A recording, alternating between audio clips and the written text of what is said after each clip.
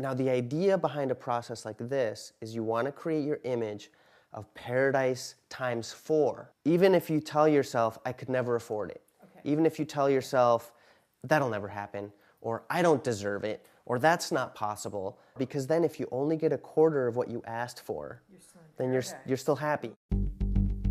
This is Peak Moment. We are living at a peak of human innovation, information, wealth, and health. But we're also at a peak of population and consumption, with rising temperatures and declining resources fueled by cheap oil and gas.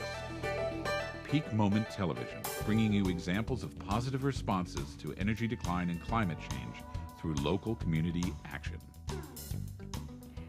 Hi, welcome to Peak Moment. I'm Janaea Donaldson.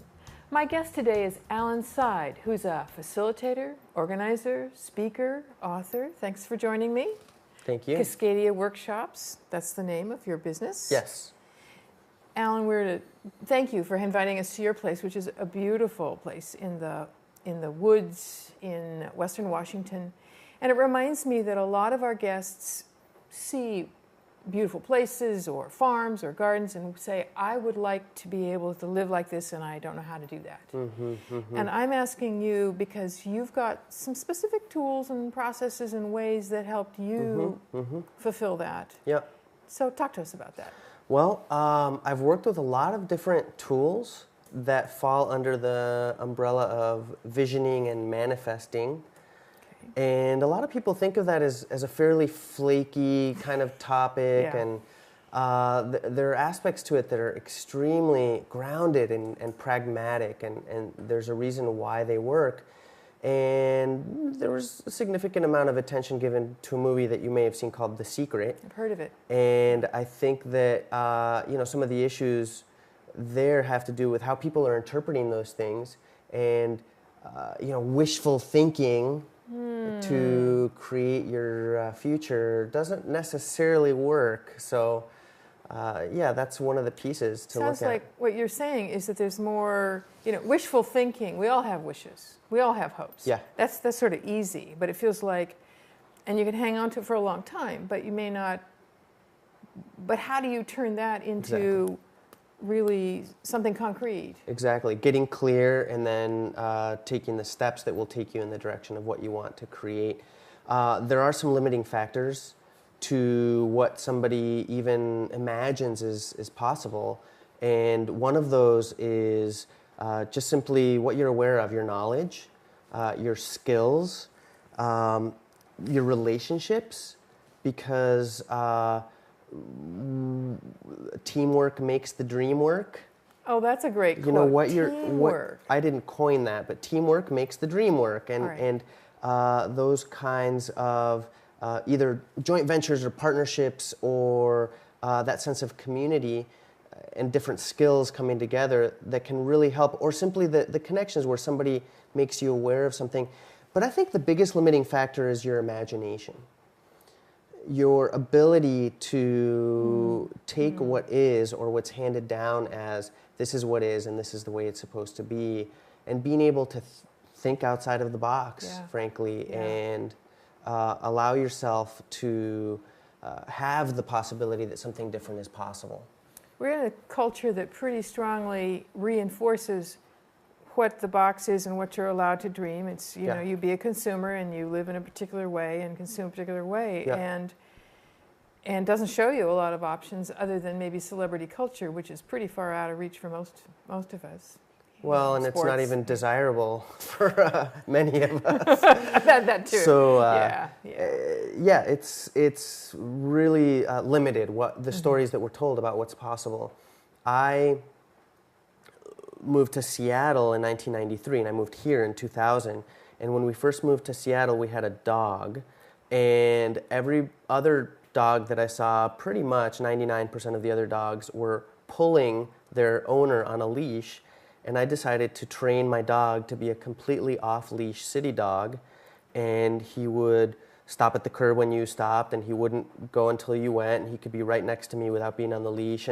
But it took first believing in the possibility that it was possible, Okay. And then I had Okay. some really good tips from some dog owners about how to do it. Okay. And then it just took consistency on my part and just one step at a time and sticking with it. So persistence, perseverance. And that's an analogy that has stuck with me is seeing people going on a walk getting pulled by their German Shepherd on a 4-foot leash, and my being able to have this dog that would stay within the curb and would come when I call him and be next to me.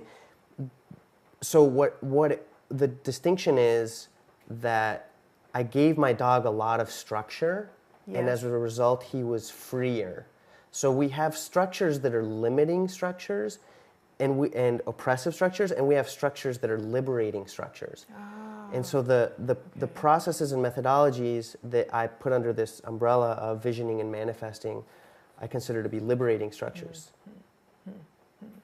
So yes, we'll go for that. Yay! So yeah. Well, and that's the sense I have from people is they want more Yeah. freedom and to move outside of those boxes. Right. So part of imagining, it seems to me, going back to that limiting factor. Yeah. How do you help people stretch that imagination? What kind of factors help do Well, that? and let me just say, freedom is not freedom from any limits. Of course. It's defined by the constraints. It's defined by the limits. And then within that, you have a lot of freedom. Within that, you have a lot Within of those freedom, but constraints. it's imagining what might be possible. There are a lot of books out there on creativity, and let me just get into some of the specific tools. Sure. For example, Sure. One of the tools that I've used a couple different times is probably the best-selling job hunting guide in the world. I think of it as a visioning and manifesting tool disguised as a job hunting guide, and it's called "What Color Is Your Parachute" I've heard by of that. Richard Bolles. Okay. And going back to when I was first in Seattle in the early 90s, I had a job that I really didn't enjoy. It wasn't paying me much, but it was just no fun. And I knew I had more to do with my life, so I made my job going to the library every day to do the exercises in What Color Is Your Parachute. And what he has you do is identify the skills that you do best, that you most enjoy, that are transferable from job to job, and then also identifying what are the elements of a particular employment situation that are really going to serve you. And so he has you do some exercises, and even if you know that you want to be, for example, an administrative assistant in a law setting is very different from an administrative assistant in a medical setting versus at a preschool. So he has you get very, very, very specific. The usefulness of that is that you're cutting down the territory out there. You're not following every possible employment lead. And you're also creating a picture of your ideal so that when it hits you on the nose, you recognize it. Great. Okay. So Trisha, my wife, and I took that process and adapted it to our land hunt. So we got very clear in the late 90s that we wanted to live closer to the land, we wanted to create more of a sense of community, and we wanted to start a learning center for sustainability-related topics. And we created a flower diagram, much like he has you do in What Color Is Your Parachute? And I'll show you just briefly. It's I've had it in my files, and it's from 1998. It's sort of falling apart. But the thing that I want you to focus on first is just the center. So there's the center of the flower, and then a bunch of petals. And what we did is we want to distinguish between essence and form. Between essence and form. Okay, The explain that here. The form is, what does it look like in the real world? What are the characteristics? Okay. And the essence is the values, the principles, the vision, without any of the specifics. Okay. And so the center has the vision, which has to Okay, do with I living see closer that. to the land, having more of a sense of community, perhaps the possibility Low of impact, living sustainability, connection with place, spirit at the center of life. So that's the possibility of an eco-village. So that's the essence. That would be the essence. And then Okay. for each of the petals, first we brainstorm what are the possible categories. Okay. So size, price, location, topography? What are our neighbors like? So first we And thought those are petals. first we thought what are the categories? Right, right. Then we took each of those categories and brainstormed the heck out of it. So now the idea behind a process like this is you want to create your image of paradise times 4. Even if you tell yourself, I could never afford it. Okay. Even if you tell yourself, that'll never happen, or I don't deserve it, or that's not possible. So you just kind of bypass those thoughts to really get to creating your image of paradise times 4, because then if you only get a quarter of what you asked for, You're still in then paradise. you're still happy. Ooh. It still works. Yeah. So what you'll notice is we had the essence, but then for the form, and I'll just give an example, on size, we said, okay, over 3,000 acres. Okay. Now, we ended up on 25. Okay. But this is paradise times 4, so we wanted to dream big. Maybe some benefactor will donate their 3,000 acre ranch somewhere for an amazing sustainability center. Okay. You never know. Right. So we took each category, we brainstormed it, and then we prioritized what was brainstormed. So at the top of the list under price was free. Sure. Yes. So over 3,000 acres for free. Why not? Right. Now, that didn't happen, but what we ended up with came really, really, really close to the overall picture that we have in our flower diagram. But like I said, what it does is it cuts down the territory out there. If I'm looking for land, which is what we adapted this tool for, I don't have to look at every possible thing. Yes. I can look at my criteria in terms of proximity to wilderness versus cultural centers. We're half an hour from the I-5 corridor and half an hour from the coast and half an hour from Alpine, an hour and a half from Vancouver, 2 hours from Seattle. But we back up into thousands of acres of Department of Natural Resources land. Okay. So we happened to find what for us was a happy medium, but by being persistent, first we got really clear, and then we were persistent in our search, and then because you had your criteria, in a sense, by narrowing down what you were looking for, you could read about something and say it doesn't meet enough of the priorities. Doesn't meet the criteria, yeah, exactly. Okay. And when we first found out about this place, what was available was to rent. And we said, well, we're looking to buy, and then we found out that the landlords were open to selling if a trial period worked out. So we said, well, we'll go look at it. I'm not committing to anything, I'll go look at it. And then we walked around this property, and it really kind of blew our minds what was here.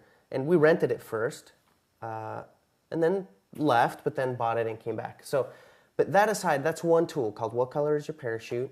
And we adapted it to the land search. And part of it was really working the grapevine. So you get really clear, and then you are persistent. And part of that is really telling everybody you meet. Okay, so you're expanding your network, yeah, of course.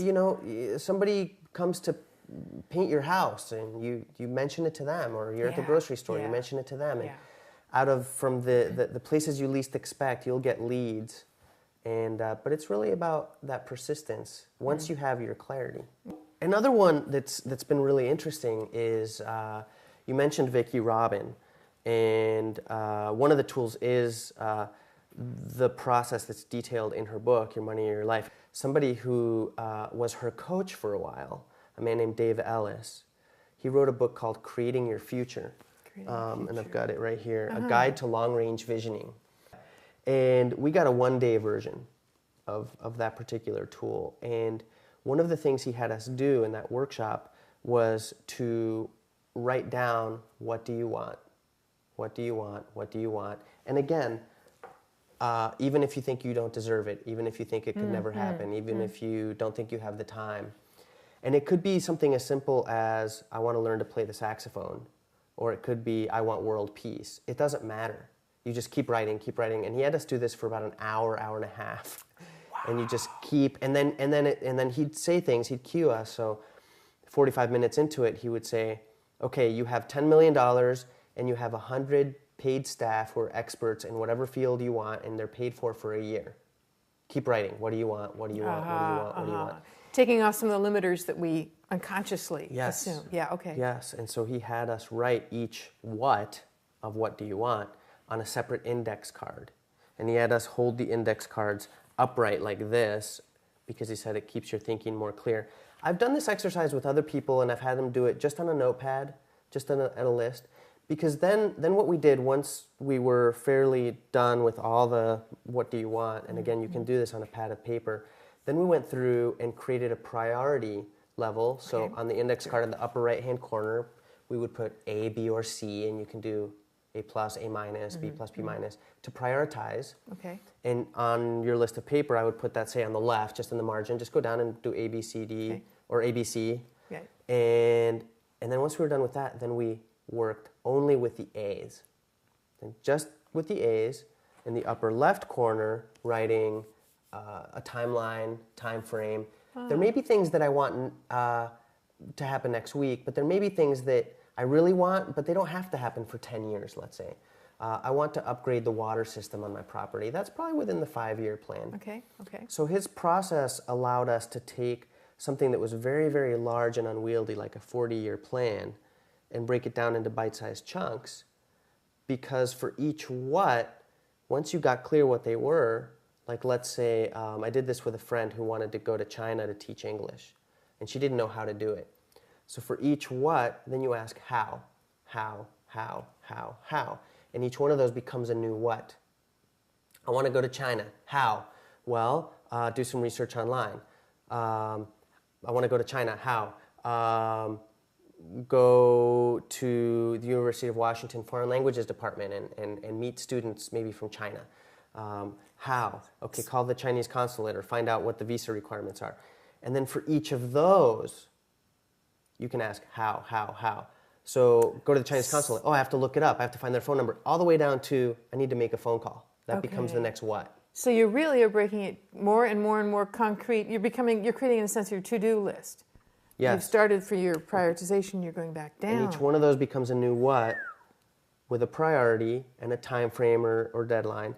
Now, he has you fill out the other two corners too, and one of them is if you have categories of where those belong, like different projects, and the other one is who's your team or with whom? Are there other people that are part of this conversation? So you're asking how, and you're getting more and more specific, but then you can also ask why, and that takes you upwards. So this friend of mine wanted to go to China, and I asked why. And she said, well, I want to learn about other cultures, and I want to be of service. She wanted to teach English, and she thought that would be of service. So asking why opened up, she could meet those same needs in China or India. Sure. So it started asking why really opened up the field. Wow. She didn't just have to stay at 10,000 feet. She could go to 20 or 30 or 40,000 feet and get a broader perspective. Okay. And so that's been a great tool. So besides the book, Creating Your Future, he has a website called fallingawake.com. Fallingawake.com. Okay. That's kind of... Dave Ellis, and he is fantastic. And it was doing that particular tool that got me clear that learning permaculture was a top priority and that my timeline was soon. Mm-hmm. So that was one of the things that I kept putting off. And then when I did his process, it was just right there at the top of the list. Learn about permaculture. And I was, how? Oh, get a book. How? And soon enough, I saw a flyer for a weekend workshop, and then I found out about a design course, and that was over 10 years ago. It sounds to me like just that intense day of working, you are sorting out what really, really matters for you. Absolutely. And by doing that, by setting aside the other things that aren't for now, by the time frame piece, that makes it very, very specific about what your priorities are, and probably puts a little fire under your tail to go and to make it manageable. Yeah. I mean, I remember it being said that it's impossible to get a man to the moon. This is, of course, it is impossible. The first thing you do is you move in, the person says it's impossible because we don't have the propulsion for it. Mm-hmm. And then you have a team of people who can start to work on that. Yeah. And so the impossible, as my uncle used to say, only takes a little longer. And by breaking things into those small steps of what you can do now, you are doing the impossible. Correct. You've made the impossible possible. Correct. And you even a 40-year plan has what you need to do next month, next week, next year, tomorrow, within that larger plan. So breaking it down into bite-sized pieces. Yeah. the best way to the best way to eat a hippopotamus sandwich is one bite at a time. So you take something big and overwhelming, and you just take little bites. That's great. So, and one of the permaculture principles was avoiding type 1 errors. A type 1 error is an error in the design that once it's made, it's really, really hard to undo. Very costly or very energy. For example, building your house in the floodplain could be a type 1 error. Once you do it, it's really hard to undo. Now, you mentioned Vicki Robin. Yes. Your money or your life. When I was 18, I had a big aha moment that was also a big freak out moment because I had been in school since I was 5, and I knew that my schooling was preparing me to be basically a cubicle slave, a replaceable cog in this economic juggernaut that is does a lot of wonderful things and is also destroying indigenous peoples and ecosystems all over the planet. And I also had seen my parents and people of generations before me who had been in the treadmill. My sister used to have a poster in her office that said, if you win the rat race, you're still a rat. Yep, I remember the poster. So I knew at that age that I wanted to get out of the rat race before I even got in it. Okay. That I had more to do with my life than 9 to 5 till you die. And I just searched and searched for how am I going to not get caught up in 9 to 5 till you die. And then a few years later, the audio course called Transforming Your Relationship with Money, which by Joe Dominguez, which people can find at Sounds True and lots of other places, soundstrue.com, which later was written, the book version came out, Your Money or Your Life. It's the same material, just different vehicles for the same information. Another is financialintegrity.org, free downloadable materials. And what this process is really about is creating a relationship with this energy that we call money that's very clear and empowered and non-stressful, so that money can play a purposeful role in the kind of life that you want to lead, rather than your life being about money, money, money.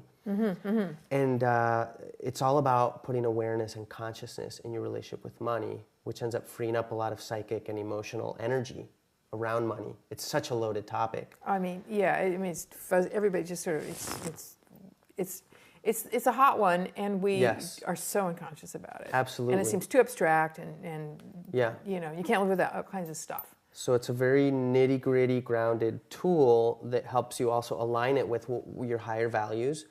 So you're taking the money aspect of your life and aligning it with all the other aspects of your life, integrating it. And that has been tremendous in many ways for us. Part of it is it's helped us navigate our own baggage around money. I think the fear that I had around money before, in terms of will I ever have enough, and all my issues around money have probably gone down 95% from when I started, which is a lot for me. And before, I could never save money, and I started being able to save money almost effortlessly just by being very, very conscious about, is this maximizing my quality of life? So it's a fantastic tool, and people can check it out. There's a lot of resources for it. But one of the things that it helped us do, besides aligning money with our higher values, is it helped us seize opportunities when they came up. In 1998, Jim Merkel, who wrote a book called Radical Simplicity, invited us to live and work for 6 weeks up in British Columbia at a project called the Global Living Project, which was doing ecological footprinting, was a survey course in lots of sustainability tools and processes, and was also kind of a research program to see how low of a footprint could we live on with really high quality of life indicators. So we were doing qualitative assessments of quality of life, but also quantitative evaluations as far as ecological footprinting. Very interesting project. So he invited us to come along. My job was a little bit stressful at the time, wasn't enjoying it as much. Our landlords were selling the house. All these things converged to think about, well, do we want to sort of change directions at this point? Well, thanks to the financial integrity program that's detailed in Your Money or Your Life, at that point I had some savings so that I could take some time off. And at first I wanted to take 6 months or a year off. And I thought, well, I'll start with 6 months and I'll go back to work, part-time or full-time, whatever's needed later. Well, that year became 2 years, became 3 years, became 4 years, became 7 years of not having to have pay work. Wow. You knew about this, right? Yeah. No, I didn't remember about that for you. So both Trisha and I had a 7-year sabbatical from paid employment that became an intensive learning and research time for us. And so it's also when we started our land search. It's when we researched intentional community and visited a lot of intentional communities and learning centers. We'd hunt down the founders and ask them lots of questions and what are the biggest issues in community, and we'd go to the next place and the next place, and we'd get the same list from the founders, kind of interesting. And we have about 1 minute left, so keep going. Of our whole entire time together? Yeah. Wow, that is amazing. So, well, briefly, so Your Money Life has been fantastic. And, some people enjoy coaching, life coaching, business coaching. Somebody that I had a coaching relationship with, Ryan Eliason, and his website's ryaneliason.com, turned me onto this book, Getting Things Done by David Allen. This book changed my life, and it's about managing workflow at this level, at the grounded, where the rubber meets the road level, in order to free up your energy that you can also go to 50,000 feet and get that big view, but by allowing me to not have things clogged up here. Which nobody else has the experience of, right? Right. And so the art of stress-free productivity. Wow. And so I am more organized than I ever have been, and so that's increased my capacity to be able to handle more and take on other projects or be able to play at a higher level with people. The best advice I've ever gotten in my whole life came from Doug Bullock from the Bullock Brothers Farm and permaculture site, and he said, dream big and go for it. Dream big and go for it. Dream big and go for it. So dream big and go for it. And use some tools. They're great tools to do that. And you don't have to do it pie in the sky. Use the tools. Thank you. Yeah. Alan, you're both living proof of it, and thank you for giving tools. So, dream big, go for it. You're watching Peak Moment, locally reliant living for challenging times with some tools for going there. I'm Janaea Donaldson. My guest is Alan Seid. Join us now.